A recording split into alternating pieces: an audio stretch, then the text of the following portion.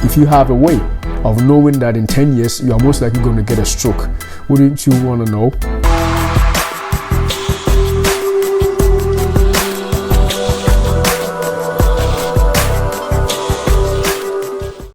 Welcome to Dayspring Life and Health. We want to talk about how to predict your 10-year risk of having a heart attack or a stroke or even death. If you have a way of knowing that in 10 years you are most likely going to get a stroke, wouldn't you want to know?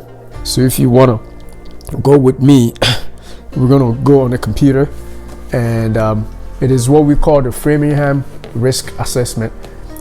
Framingham heart disease risk. There are several kinds that have been adapted by multiple people, but this one right here is Framingham risk score for coronary heart disease. All right, so this is the instructions above on the site. If you plug these figures in, if we look at here, we will need age, how many years you have, whether you're a male or female, whether you smoke or you don't smoke, and then your total cholesterol that you have. So you must know your cholesterol to be able to use this to predict whether you are going to have a heart attack or a stroke. You also need to know your HDL, which is another kind of cholesterol. It's a good cholesterol, high density lipoprotein. That's a good cholesterol. So you have to know that. Most people who visit your doctors would have a lab that contains all these, so you would be able to just find it from your doctor's from your chart. How high is your HDL, on what is your total cholesterol, and then also you would also need your systolic blood pressure, which is the top number of your blood pressure. If you check your blood pressure, the top number is a systolic blood pressure, and you would also need to plug it in.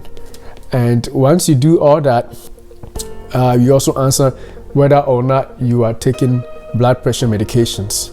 If you plug these numbers in and you hit results, it should give you your risk of having your heart attack within the next 10 years. So let's use as an example, say you are, I'm just going to choose some numbers here. So say you are 35, let's do 40, and you are a female, you are not a smoker, hopefully you are not, and your total cholesterol, the normal is 150 to 200, but let's assume you are within the normal range. So we're going to choose all the conservative numbers, the good numbers for now, and then we will go up and see later on other numbers.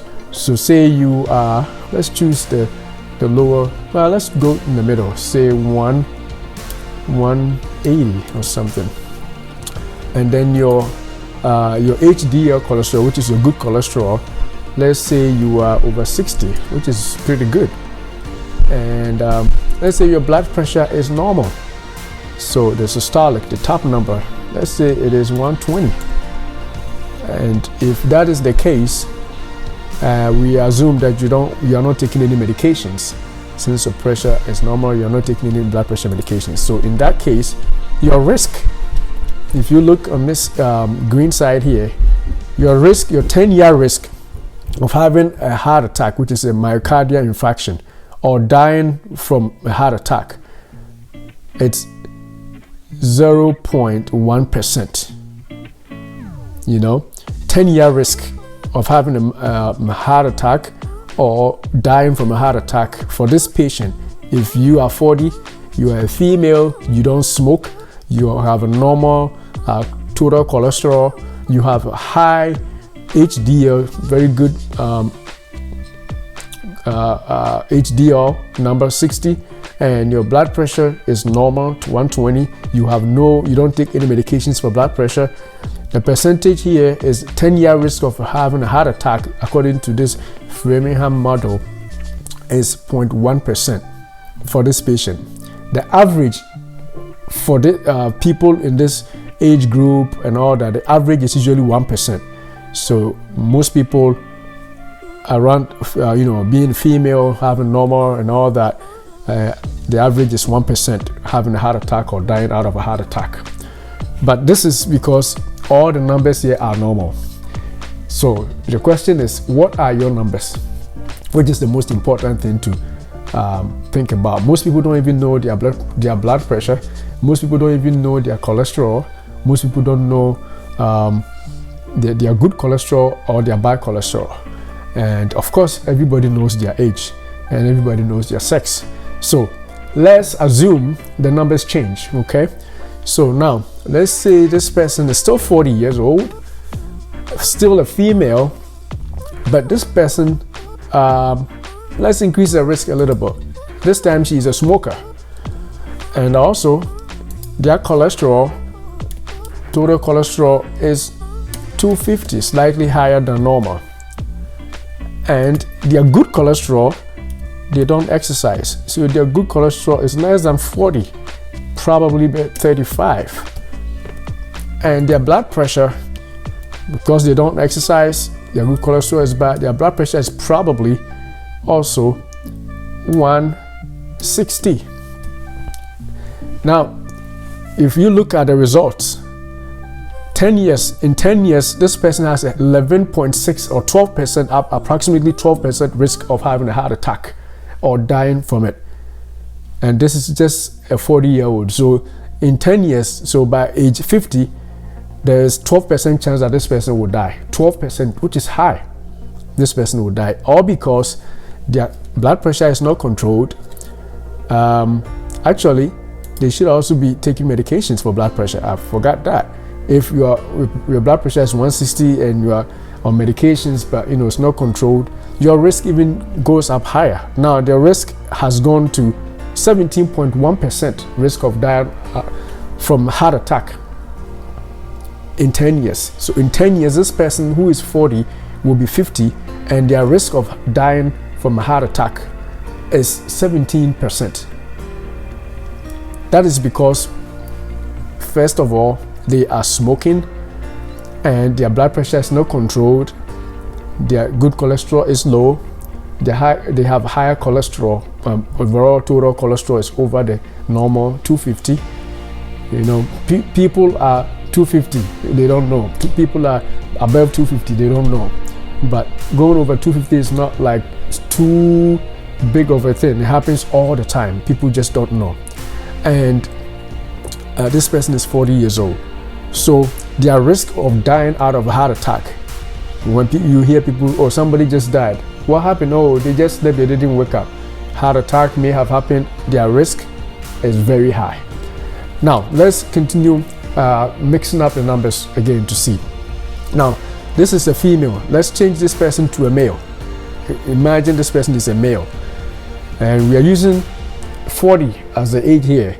But age is a risk factor. So if this person is higher, or even if the person is 35 and all these other risks are high, their risk is going to increase. But just imagine when I change just the gender from female to male, leaving everything constant, this person has a 26.5% risk of dying or having a heart attack. In 10 years, within the next 10 years, this person has a almost 30% chance of dying. 40-year-old, because their blood pressure is not controlled, their cholesterol is not controlled, and they don't take their medications as well. Of course, if they did, their blood pressure would have probably been lower than 160. So that is how, on average, most people who are taking good care of themselves at this age have a risk of 4% of having a heart attack. So the question is, are you taking care of yourself? How high is your blood pressure? And how good is your good cholesterol?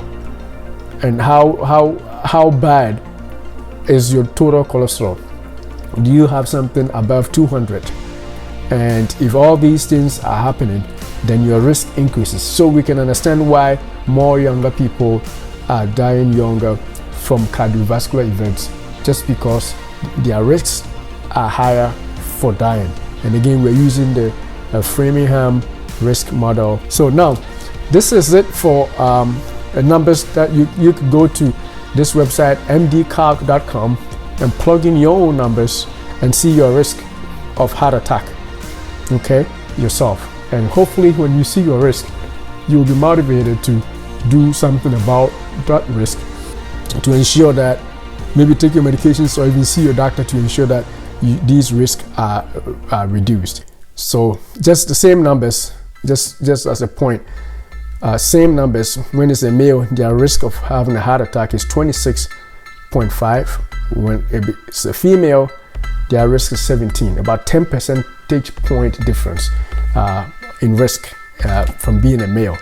That's, I think, because males are more stressed than females. That's just by the way. Anyway, thank you for watching, and I hope you begin to take care of yourself. Beloved, I wish above all things that you prosper and be in health, even as your soul prospers.